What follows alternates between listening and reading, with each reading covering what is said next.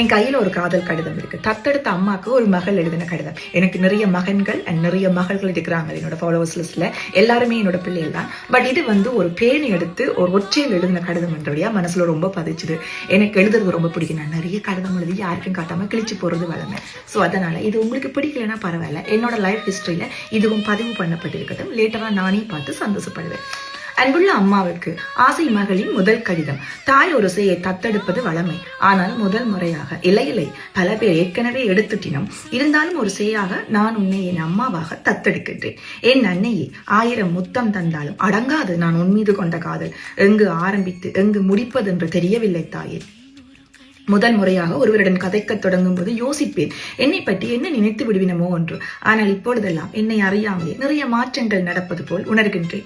ஒவ்வொரு வேலை செய்யும் பொழுதும் நீங்கள் தான் என் மனதில் தோன்றும் உருவம் தாயே.